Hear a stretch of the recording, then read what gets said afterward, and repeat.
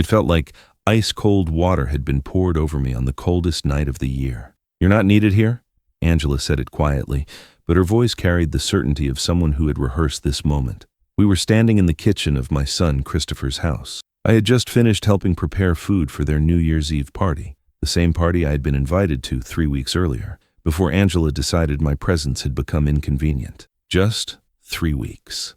The house was full of their friends, young couples with careers, mortgages, and plans for the future, people who looked at a 72-year-old widower and saw someone from a different era, someone who didn't quite fit into their inside jokes or their fast-moving plans for what came next. I stood there holding a tray of stuffed mushrooms I'd been making for Christopher since his college years. The same recipe his mother had taught me 47 years ago, back when we were newlyweds, learning how to cook together. She made those meals so beautifully. I still miss them. From across the room, Christopher caught my eye and raised his champagne glass toward me. But before he could make his way over, Angela stepped in between us. I could feel people watching, not helping, just watching. They didn't quite understand what was happening. Angela's sister Monica took a step closer, as if building an invisible wall between me and the living room where Christopher was laughing with his college friends. "This is really more of a couples thing," Monica said, her smile sharp as a winter wind. "You understand. If you've ever been erased in a crowded room, especially in front of your own relatives, you already know what that feels like." The message was clear. I was excess, the old father who didn't belong in his son's new life, a reminder of an older generation Angela and her friends found awkward and unnecessary. Christopher had been married to Angela for 2 years. During that time, I'd watched her slowly reshape his world, his friendships, his priorities, his sense of what mattered. She was smart, ambitious, and had very clear ideas about what their life should look like. Those ideas did not include a retired accountant who had worn the same style of glasses for 20 years and preferred books to Netflix, and no one stopped her. Some of you know exactly what this feels like, and if you don't, you will. Standing there in that kitchen, surrounded by the sounds of celebration and the smell of champagne, I realized this wasn't about tonight. It wasn't about one party. This was about Angela's vision for Christopher's future, and in that vision, there was no place for me. That's when I understood. Christopher wasn't the target. I was the obstacle, and the timing wasn't random. New Year's Eve was the night she believed everyone would be distracted, whether I would quietly disappear as part of a carefully planned design. You'll understand that at the end of this story. While Auld Lang Syne played softly from the speakers in the next room, the silence between us stretched on. No one spoke. That was the moment it hit me. This wasn't a spontaneous reaction. This was planned. Angela hadn't suddenly decided she no longer wanted me there. She had been moving toward this moment for months, maybe even longer, testing boundaries, making small suggestions, positioning herself as the voice of reason in Christopher's life. I didn't react. I swallowed it. I took note. Every conversation over the past year, every time Angela hinted that our weekly dinners with Christopher were no longer necessary, every event she deliberately scheduled to conflict with family plans, every polite practice smile she wore while explaining why I wouldn't really enjoy certain gatherings anyway. What I didn't know yet was this. Angela had made a critical mistake about exactly who she was trying to remove from her life. I had been watching too, quietly, carefully, and I was preparing for something Angela could never have anticipated. Inside the folder in my car were documents that would overturn everything Angela thought she knew about her husband's future, legal papers proving how expensive forgotten details can be. But first, I had to let Angela finish her performance, because what Angela was about to learn was this. Assumptions about elderly fathers who are believed to be powerless can be financially devastating. And in the depths of this pain, the consequences would only grow heavier as the story unfolded. Christopher called me 6 weeks before New Year's, which was unusual, especially since Angela had recently been encouraging him to check in less often with me. "Dad," he said, his voice carrying that careful tone children use when they're about to ask for something important. "You know that tone, the almost sweet one. Angela and I have been talking about our financial future. At the time, it sounded harmless. We're thinking about buying a bigger house, maybe somewhere in Westchester. More room to grow, better schools if we have kids someday. But there are documents no family ever wants to see. Documents that change everything. Papers showing that Angela had been researching my assets for months, like some people start counting a life as if it were just a number. She had hired someone to examine my retirement accounts, my properties, my investment portfolio, everything I had built over 50 years as a CPA through careful planning and conservative investments. Angela wasn't planning their future. She was planning the inheritance. Christopher had no idea his wife had spent months calculating exactly how much his father was worth, or that she had created a timeline to make sure Christopher would inherit everything as quickly and efficiently as possible. Angela's research revealed that I owned my home outright, along with retirement accounts and investment properties, over $1 million, enough to catch the attention of a patient predator. And that was the moment I realized something chilling. She wasn't trying to push me out of their social life. She was positioning herself to benefit from my death as fast and as completely as possible. What she wanted wasn't just the money, it was the control that came with it. And that was only the beginning. "We've been thinking you might want to simplify your affairs," Angela said, about 2 months before New Year's, during what I thought was just an ordinary lunch. She ordered my favorite soup. She asked about my knees. She even said, "We want you with us for many more years, Dad." Then she opened her leather portfolio. Legal documents don't lie. People do. Inside were estate planning papers, power of attorney forms, and will templates downloaded from legal websites, every single one prepared for my signature. "Christopher and I have been worried," she said, spreading the papers across the restaurant table as casually as if she were discussing vacation plans. "You're getting older. You live alone in that big house. What if something happens?" Her voice sounded rehearsed, like it had been practiced over and over in the car. "These documents would simply give Christopher the authority to help you, to make decisions if you can't, to manage your finances if you get sick." Angela leaned forward and added with a condescending smile, "You wouldn't understand all the technical language anyway. It's just standard paperwork." That's when I realized something. This wasn't an offer of help. This was an attempted takeover. Angela had carefully researched every legal mechanism that would give Christopher, and by extension herself, complete control over everything I had built over 50 years. She had prepared everything I would need to sign to make myself legally powerless in my own life. And she presented it all as concern, as a loving family's desire to protect me from the complexities of aging. Before I continue, if you enjoy stories like this, real father stories about quiet strength and hidden truths, I'd love for you to check out my channel. A comment or a like truly means more than you know. Now, let me continue where I left off. "The attorney said we should finalize everything before tax season," Angela had pressed, producing a pen from her purse. That single detail changed everything. Angela wasn't suggesting we discuss these arrangements sometime in the future. She was expecting me to sign legal documents at a restaurant, witnessed by strangers, based on a conversation I hadn't known was coming. "Which attorney?" I'd asked. Angela's confidence wavered for just a second. "Someone Christopher found. He specializes in elder law and estate planning. I'd like to review these with my own attorney first." "Oh, that's really not necessary. Everything's standard. The lawyer prepared them according to best practices." But Angela had made a critical mistake. She'd assumed I was mentally declining. That evening, Christopher had called me. "Dad," he'd said, his voice uncertain, "about those documents Angela showed me. Do you really think you need help managing things?" I could hear Angela coaching him in the Angela background, but something in his voice suggested doubt.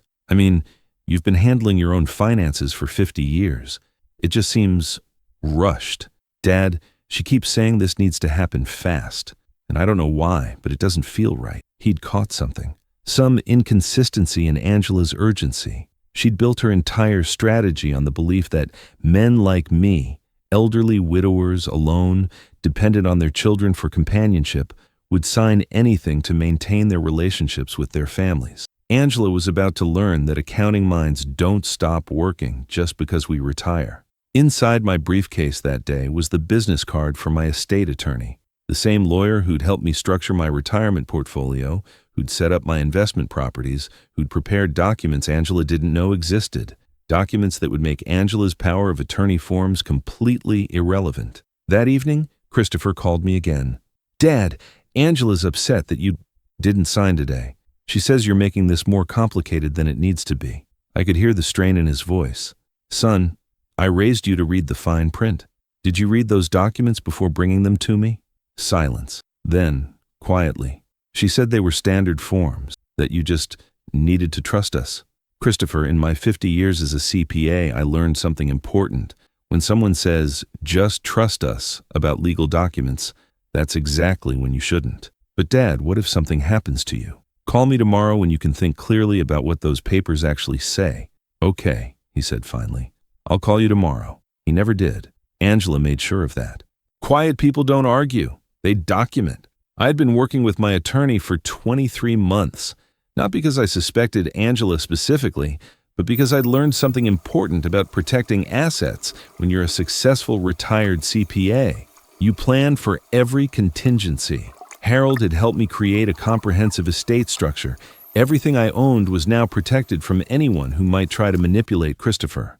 That's when I realized I wasn't afraid anymore. I was prepared.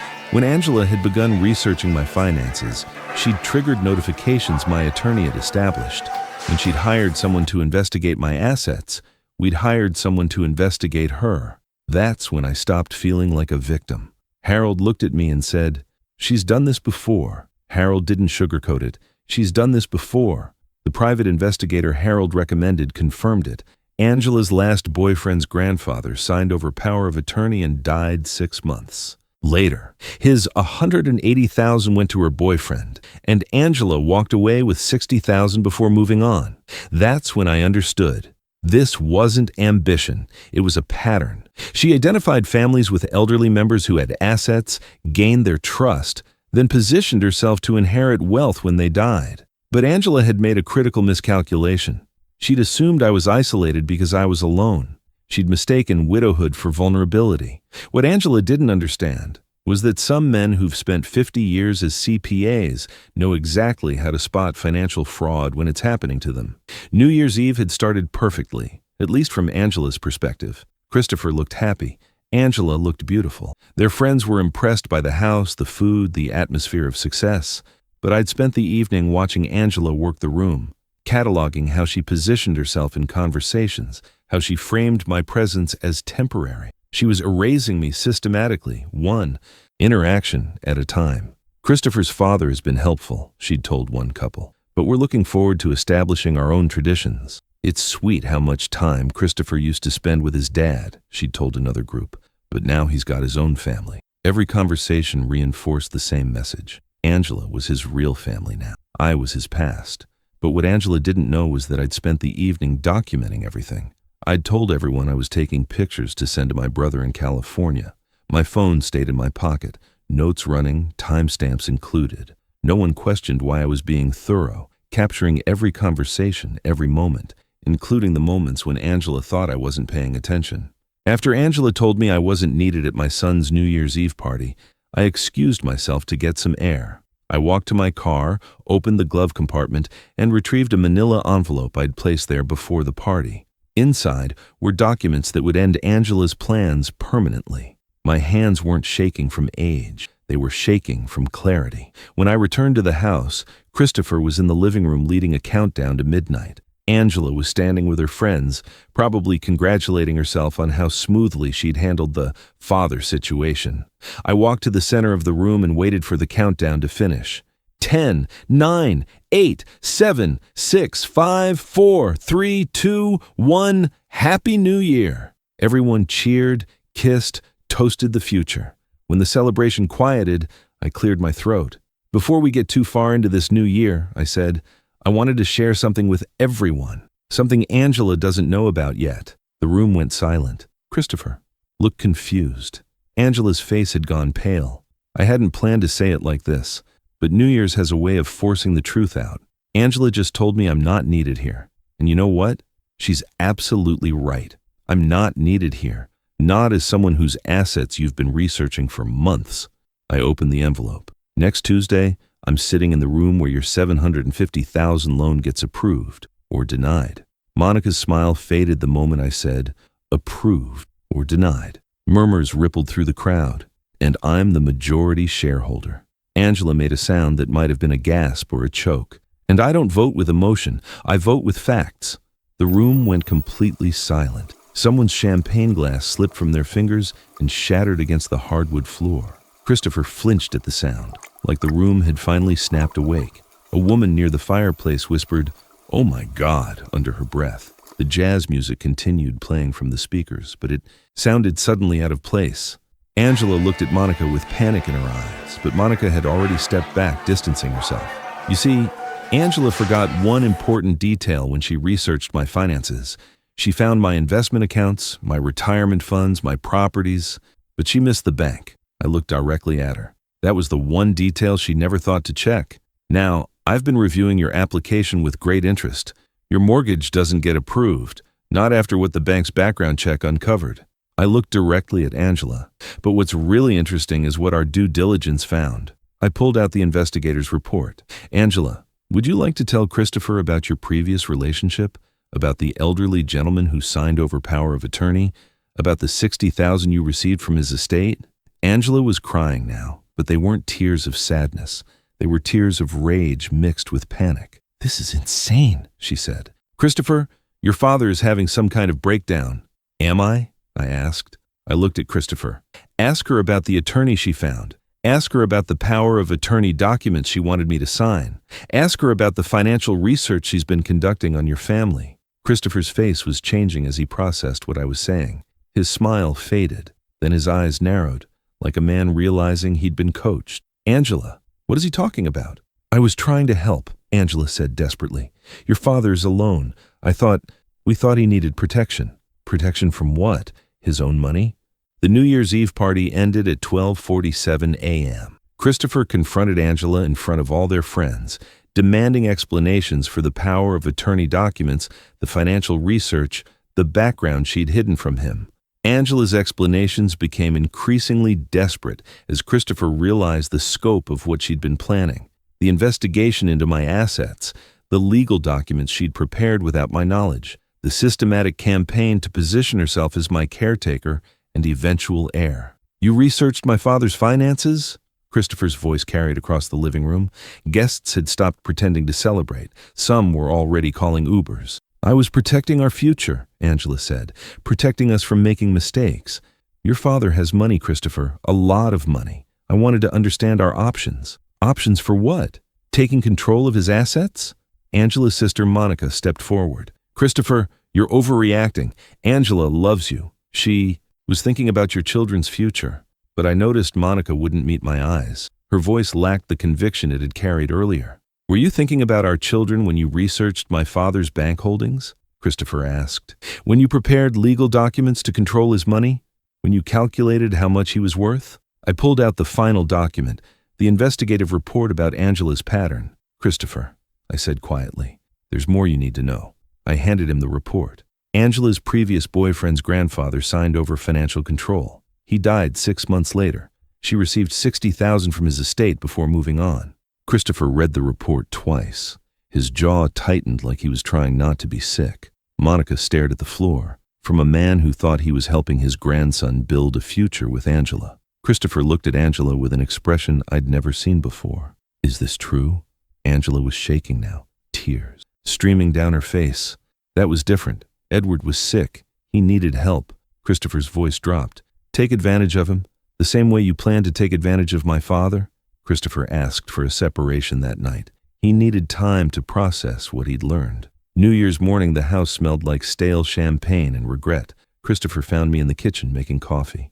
"Dad," he said quietly, "I need you to know, I never would have signed those papers." Before Angela left, I heard enough in that kitchen to know the truth. She wasn't protecting a future. She was plotting one. She packed in silence that afternoon, just the quiet shame of someone caught in their own web. The next morning, I sent Christopher my written timeline, timestamps, names, and exactly what was said. Justice doesn't shout. It lets time do the talking.